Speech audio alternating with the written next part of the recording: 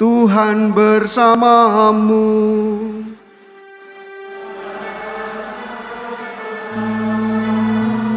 Inilah Injil Yesus Kristus menurut Markus.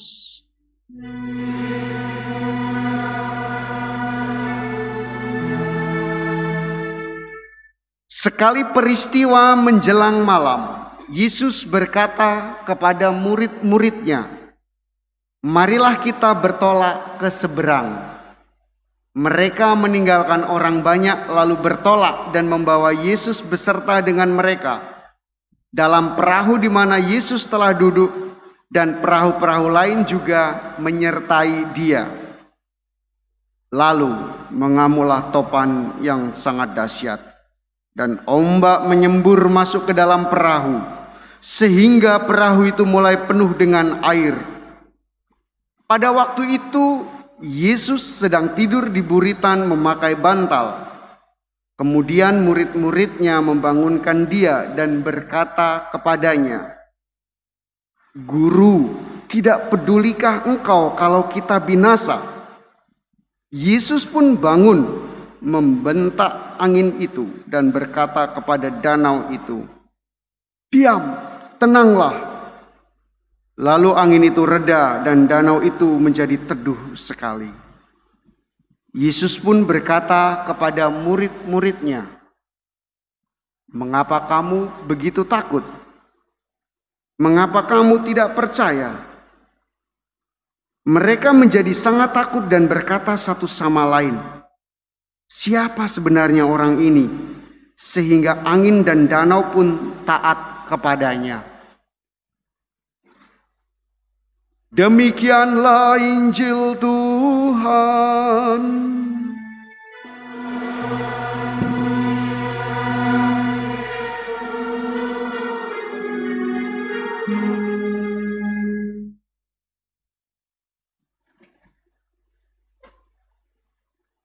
Shalom. Damai sejahtera untuk kita sekalian yang ada di tempat ini maupun yang merayakan Ekaristi secara online.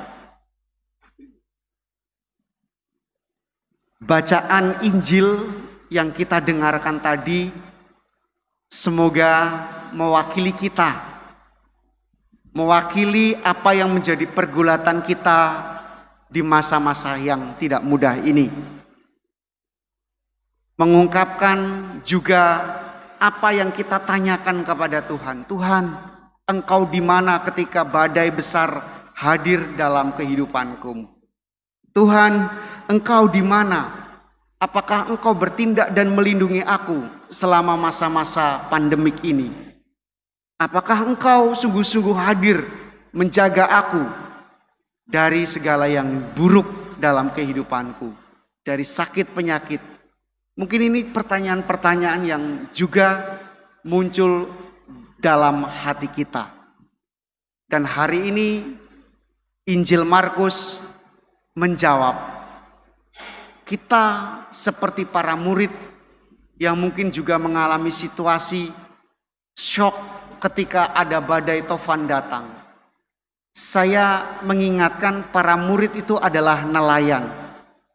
Dan mereka sebenarnya sudah terbiasa dengan keganasan gelombang lautan ataupun danau. Tetapi kali itu rupanya melebihi yang biasanya. Sehingga mereka sungguh mengalami ketakutan dan sepertinya hampir dimakan oleh amukan tofan dan ombak. Maka pada situasi titik itu pasti situasinya di luar dari kebiasaan. Maka mereka sungguh mencari Tuhan. Pertanyaan saya, Tuhan ada di mana waktu itu?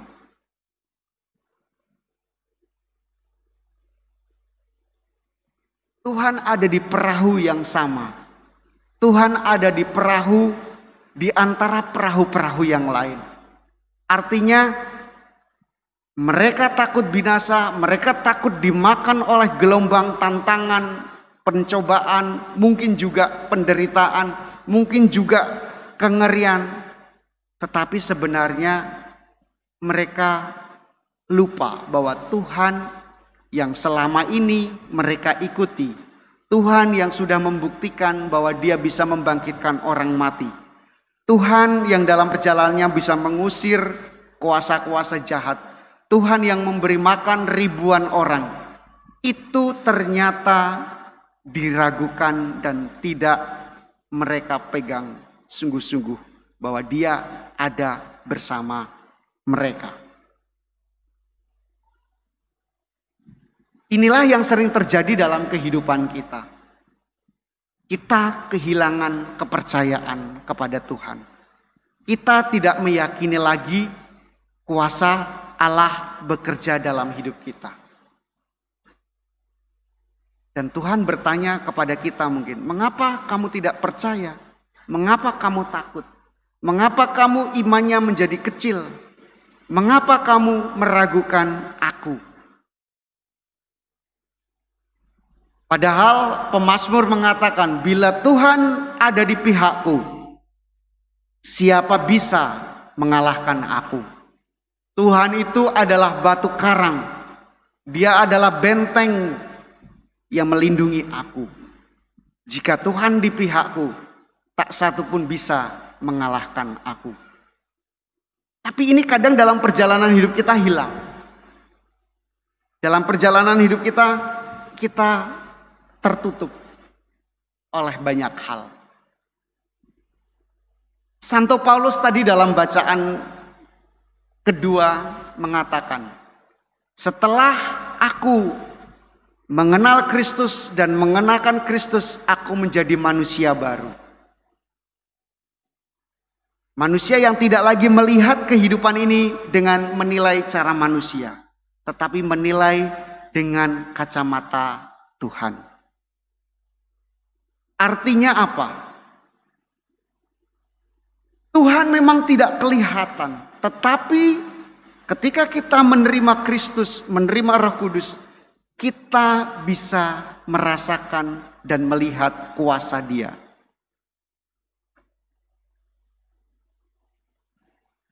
Tapi tidak mudah, Romo, kita melihat kuasa Allah. Lebih mudah kita melihat yang kelihatan. Penampilan orang, ya enggak? Potongan rambutnya hari ini hitam, besok sudah merah. Ya. Hari ini keriting, besok sudah disetrika. Sudah di itu smoothing. Kemarin gelap, sebulan kemudian sudah lebih cerah karena tidak tersenah matahari. Kita bisa mudah melihat yang berubah dalam lingkungan kita. Pemberian orang bisa kita rasakan. Oh, dia baik karena dia memberikan sesuatu kepada kita. Tetapi untuk Tuhan sulit sekali kita melihatnya karena dia tidak kelihatan. Maka Santo Paulus dan para rasul mengingatkan kita, hei, ingat sabda Tuhan, di mana 2-3 orang berkumpul dalam namaku, di situ aku hadir. Artinya apa? Tuhan hadir dalam kebersamaan. Tuhan hadir ketika 2-3 orang sungguh berdoa menyerukan, ketika 2-3 orang membangun kebersamaan dalam kasih. Ubi caritas et amor, ubi caritas Deus IBS. Ketika kasih dan cinta itu hadir di situ, disitulah Allah hadir. Maka kebersamaan yang dibangun atas dasar kasih, perhatian satu sama lain, tolong menolong. Ketika anaknya kesulitan mengerjakan tugas online dari sekolah, kakaknya mengerjakan, ibunya membantu. Disitulah kasih persaudaraan terwujud. Ketika bapaknya pulang, lelah, kemudian dibuatkan minum, anaknya mengajak bercerita, kemudian bapaknya juga mengapresiasi, disitulah ada kasih, maka disitu Allah hadir. Tuhan juga pernah berkata kepada kita, apa yang kamu lakukan kepada saudaraku yang paling hina, itu kamu lakukan kepadaku. Artinya Tuhan itu hadir dan dalam sesama kita yang mungkin paling lemah. Ketika kita melihat saudara kita, Pak Yos, di kursi roda, dan di situ kita memberi perhatian, disitulah kita sebenarnya telah berbuat sesuatu kepada Tuhan yang ada di sana. Ketika ada teman satu sekolahan yang sering dibully dan kita mau berteman dengan dia, kita menemani dia, tidak ikut membuli, kita sebenarnya bertemu Kristus di situ. Kita tentu ingat kisah Martinus, dia seorang katekumen, Santo Martinus dari Tours, Prancis. Pada waktu itu dia sebagai seorang tentara di musim dingin di luar negeri sana, katanya dingin sekali ya. Sampai menggigil, saya belum pernah sampai ke sana, saya belum pernah merasakan salju. Tetapi saya pernah masuk di ruangan AC yang 18 derajat saja sudah meler hidung saya. Ya. Artinya di tempat yang begitu dingin ada orang kedinginan dan dia membelah mantelnya dari bulu untuk diberikan kepada orang yang kedinginan itu. Malam harinya dia bermimpi ada seorang malaikat yang ditanya oleh pemilik kerajaan Allah. Siapa orang itu yang tadi memberikan mantelnya kepadaku? Itu adalah Martinus. Siapa dia? Dia katekumen. Seorang katekumen yang mau mengenal Tuhan dan dia melakukan kebaikan berbagi. Rupanya itu langsung dirasakan oleh Tuhan. Maka Tuhan hadir dalam mereka yang menderita. Kita juga mendengar Tuhan Yesus berkata, "Kenangkanlah aku dengan memakan dan meminum roti dan anggur ini. Inilah tubuhku, inilah darahku." Maka sebenarnya Tuhan pun hadir di dalam roti yang bisa kita remukkan. Tuhan hadir di dalam anggur di altar ini. Dia hadir dan menjiwai kita. Maka ketika kita melihat tabernakel, di sana ada lampu kecil yang menyala, kita tahu di situ Kristus hadir. Dia diam melihat kita. Dia diam menemani kita yang duduk di sini. Mungkin yang duduk di sini tidak semuanya ingin ketemu Kristus. Mungkin ada yang karena menemani pacarnya. Ada yang sebentar lagi mau menikah. Sudah diumumkan, memastikan bahwa namanya disebut pengumuman kedua. Oh, kita diumumkan mau nikah. Mungkin memastikan intensinya dibaca. Atau karena menemani bapaknya yang sudah kesulitan berjalan ke gereja. Intensinya bukan mau ke gereja, ya nemenin saja daripada diomelin.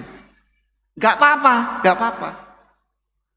Tapi dia yang di sana dengan senang hati menerima Anda. Tetap memberikan tubuhnya kepada Anda yang mungkin tidak menghendaki, tidak siap batinnya. Dia senang walaupun kita kurang mempersiapkan diri. Lalu ketika sabda Tuhan dibacakan, Kristus bersabda sendiri. Bahwa Yesus bersabda sendiri ketika sabda Tuhan dibacakan. Dia meneguhkan Anda. Mungkin yang tersentuh oleh sabda Tuhan bacaan pertama 2 orang. Karena di sana dikatakan dalam kisah Ayub itu, Tuhan itu menguasai alam, menguasai danau. Tuhan itu maha kuasa, omnipoten, omnipresent. Mungkin 3 orang tersentuh oleh bacaan kedua. Kamu adalah manusia baru. Mungkin sebagian tersentuh oleh bacaan Injil. Gak apa-apa. Tapi Tuhan bersabda dan hadir untuk Anda. Maka sebenarnya secara simbolis dan nyata Tuhan selalu ada di sekitar kita. Dan kalau Anda perhatikan selama masa pandemik ini, kita mencoba membuat altar di rumah. Dengan HP ukuran 8 inch mungkin ya. Lalu ditaruh di situ. atau 6 inch, ditambah lilin, salibnya lebih besar daripada HP-nya, lilinnya lebih besar, jadi HP-nya kecil. Tapi kita ingin mendengar dan menerima komuni batin di situ. Di rumah Anda sudah mencoba membuat tempat di mana Anda sadar Tuhan hadir.